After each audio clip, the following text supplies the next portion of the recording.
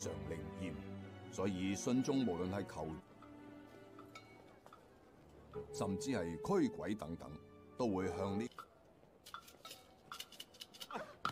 好啊！追啊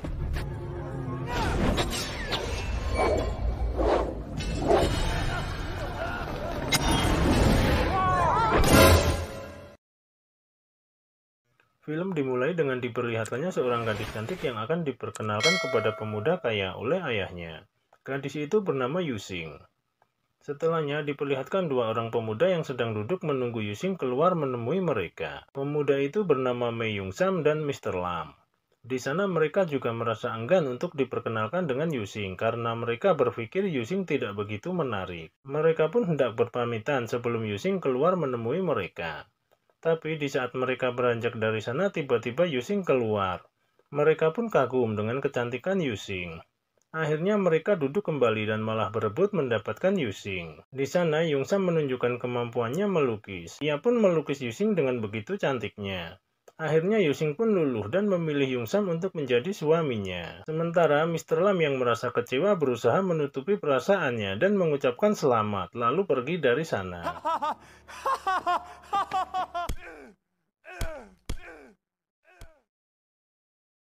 Scene berganti. Di sini terlihat Yungsam yang akan melangsungkan pesta pernikahan dengan Yusing. Di sana Mr. Lam mengenalkan temannya yang bernama Sung Geung. Dan tak berapa lama acara ijab kabul pun dimulai.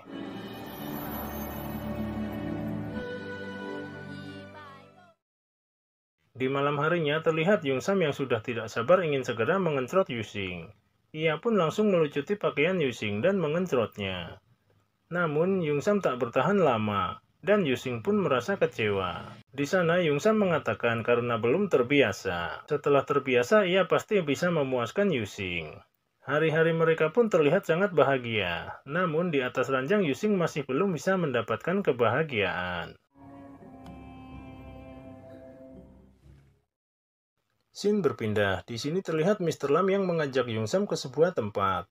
Sampai di dalam mereka menemui seseorang yang bernama Pangeran Ling. Di sana terlihat Pangeran Ling yang mengajak Yungsam melihat koleksi benda-benda berharganya. Kemudian ia diajak keliling ruangan. Di sana Yungsam bingung kenapa banyak terdapat gadis-gadis telanjang. Di saat Yungsam melihat lukisan seorang wanita, tiba-tiba wanita dalam lukisan itu pun muncul. Wanita itu bernama Dongmei.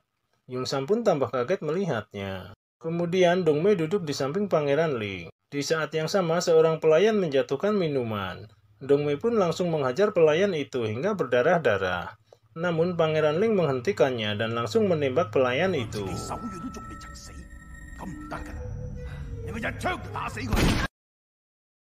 Tak berapa lama datang seorang gadis cantik yang menaiki sebuah tandu. Gadis itu bernama Ruisu. Di sana para lelaki berebut ingin mendekatinya. Namun dua orang bodyguard menghalangi mereka.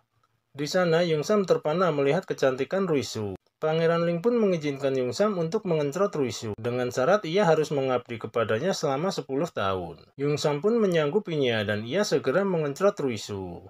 Di sana Ruisu menusukkan sebuah jarum ke titik saraf Yungsam agar ia bisa bertahan lama. Dan Yungsam pun kini menjadi pria perkasa. Sementara di rumah Yusing merasa sedih memikirkan Yungsam yang beberapa hari tidak pulang dan sampai pada akhirnya ia jatuh sakit.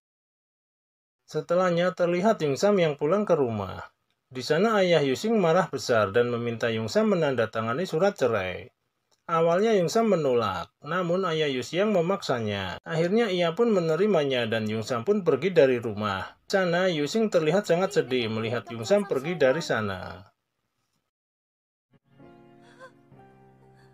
Setelahnya terlihat Yungsam yang sedang ditato di tubuhnya, karena ia telah menjadi anak buah Pangeran Ling. Kemudian Pangeran Ling memberikan Dongmei kepada Yungsam untuk dikencrot.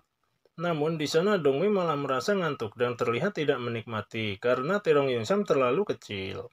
Akhirnya Yungsam pun menjadi bahan tertawaan semua orang yang ada di sana. Sementara di rumah terlihat Yusing yang sedang termenung sendirian.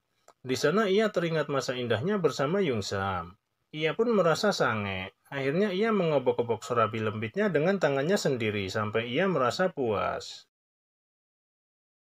Di pagi harinya terlihat budak bertubuh kekar yang sedang membawa sesuatu ke rumah Yusing. Pria itu bernama Sikuan. Di sana, Si Quan dimarahi oleh ajudan Yunxing karena masuk ke sana tanpa izin. Kemudian ia meminta maaf dan hendak pergi dari sana. Namun di sana Yunxing sepertinya tertarik dengan tubuh kekar Si Quan. Sebelum Si Quan pergi, Yunxing memberinya uang. Tak diduga di sela-sela uang itu terdapat satu helai rambut keriting. Kemudian Si Quan pun pergi dari sana.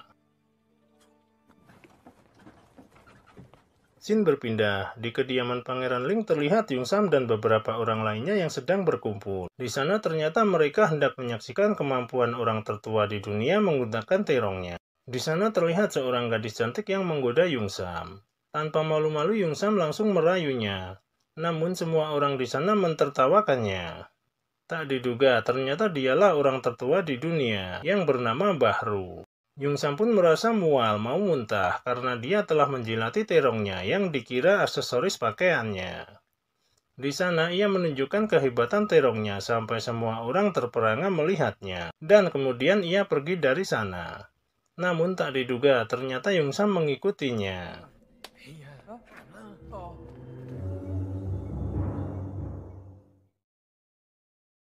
Scene berpindah. Di tempat lain terlihat Yunxing yang sedang mandi.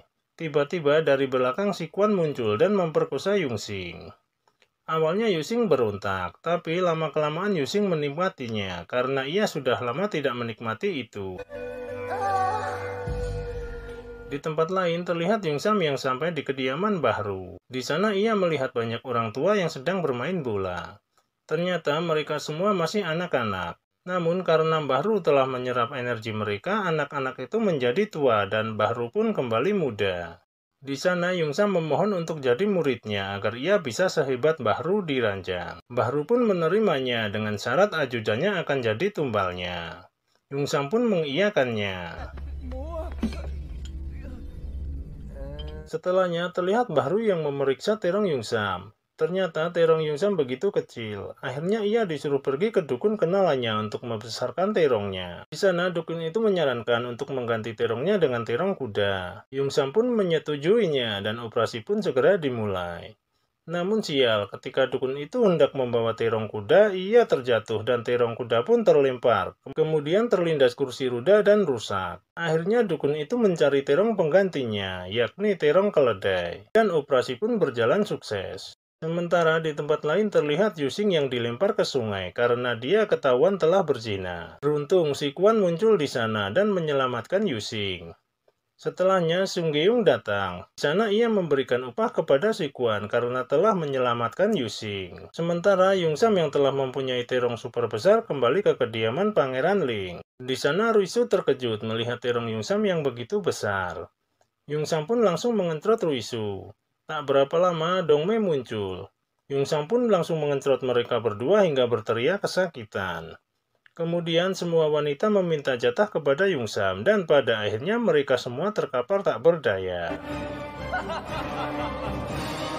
Di tempat lain terlihat Yunxing yang sedang bersama Sung Geung. Di sana Sung Geung mengatakan kalau dia sangat mencintai Yunxing. Yunxing pun meminta Sung Geung untuk menceraikan semua istrinya jika ia benar-benar mencintai Yunxing. Akhirnya Sung Geung hendak menceraikan semua istrinya. Namun salah satu dari mereka ada yang ingin bunuh diri. Yunxing pun mencegahnya dan ia langsung mengajak Sung Geung bercocok tanam karena Yunxing sekarang sudah percaya akan kesungguhan cinta Sung Geung. Di tempat lain terlihat Bahru meminta Yungsam mencuri kitab suci Pangeran Ling untuk mengubahnya ke tubuh laki-laki. Yungsam pun menyanggupinya karena ia telah berjanji membantunya. Di saat Pangeran Ling tertidur, Yungsam mencuri kunci tempat penyimpanan kitab suci dan ia pun masuk ke sana. Namun sial, di saat ia hendak keluar dari sana, tiba-tiba Pangeran Ling sudah berada di depan pintu dan ia pun tertangkap. Ternyata Bahru juga sudah tertangkap. Di sana Pangeran Ling menembak kaki Yungsam dan membawanya ke penjara. Sementara Bahru mendapat pengampunan dengan syarat ia harus menjadikannya pria yang lebih perkasa. Dan Bahru pun menyanggupinya. Sementara Yunxing yang mendengar kabar itu merasa gelisah. Lantas ia meminta maaf kepada Sung Geung dan hendak menyusul Yungsam karena sebenarnya ia masih mencintai Yungsam. Sesampainya di sana, Yunxing diperlihatkan Yungsam yang sedang berada di dalam penjara dengan kondisi yang sangat memprihatinkan. Yusing pun memohon kepada Pangeran Ling agar melepaskan Yungsam dan ia rela melakukan apapun untuk menebusnya. Setelahnya terlihat Bahru yang memberikan sebuah pil sakti kepada Pangeran Ling. Setelah pangeran meminumnya, ia langsung bergairah dan ia pun langsung mengencrot Dongmei. Namun semakin lama ia malah seperti kerasukan setan. Ia pun mengencrot Dongmei dengan membabi buta dan pada akhirnya Dongmei pun tewas. Setelahnya terlihat Yungsam yang dibawa keluar. Ternyata Yungsam dipaksa melihat penyiksaan Yusing. Di sana Yusing dipaksa menaiki kuda kayu yang di atasnya terdapat besi berduri. Yusing pun berteriak kesakitan karena selabi lembitnya terkoyak besi berduri. Tak hanya itu saja, di sana ia dicambuk berkali-kali hingga darah mengalir dari tubuhnya. Yungsam yang melihat semua itu pun tidak tega. Ia meminta pangeran melepaskan Yusing dan ia rela melakukan apapun. Setelahnya terlihat Yusing yang dipertemukan dengan Yusam. Di sana Yungsam memarahi Yusing karena telah menyusulnya yang mengakibatkan ia menderita. Tiba-tiba di sana Pangeran Ling memanggil dua dukun yang mengganti kelamin Yungsam. Di sana Pangeran Ling meminta mereka memotong terong Yungsam. Awalnya mereka menolaknya, namun karena mereka ditodong senjata, akhirnya mereka menuruti perintah Pangeran Ling. Dan operasi pun segera dimulai. Di sana Yusing menangis histeris melihat terong Yungsam yang dipotong.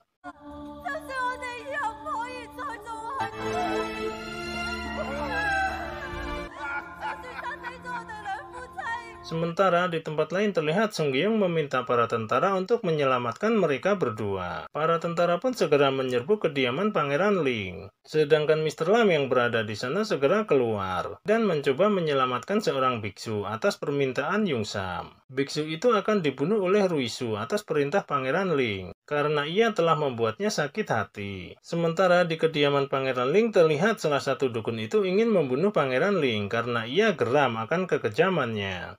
Namun sial, ia ditembak dari belakang. Pangeran Ling pun langsung menebas kakinya hingga putus. Kemudian ia membunuh dukun yang satunya lagi. Sementara Ruisu yang sudah sampai di tempat biksu berpura-pura sakit. Biksu pun berusaha mengobatinya. Namun di sana Ruisu malah memperkosa sang biksu dan setelah selesai ia pergi meninggalkan biksu itu. Sementara di kediaman Pangeran Ling terlihat para tentara yang berusaha mencari Pangeran Ling. Namun tak diduga di sana Si Quan muncul dan menyerang mereka. Ternyata Si Quan adalah anak buah Pangeran Ling. Di sana Si Quan membunuh banyak tentara. Namun sial, di saat ia akan membunuh tentara yang masih hidup, pisaunya mengenai sebuah peluru dan berbalik mengenainya. Dan ia pun harus tewas di sana. Di ruangan lain terlihat Pangeran Ling yang sedang mengencrot Yusing. Di sana Yungsam dipaksa melihat semua itu. Setelahnya Pangeran Ling memakaikan Yusing celana dalam besi dan menguncinya agar ia tidak dapat bercocok tanam selama-lamanya. Di tempat lain terlihat sang biksu yang telah bunuh diri.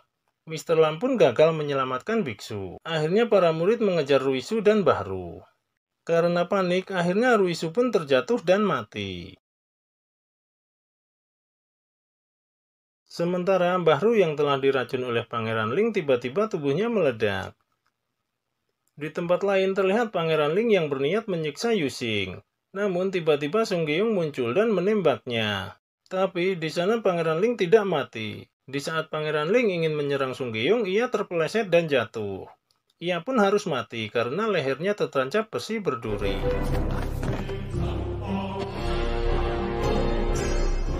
Akhirnya Yungsam dan Yusing pun bisa bersatu kembali, walau mereka sekarang sudah tidak bisa bercocok tanam lagi. Dan film pun tamat.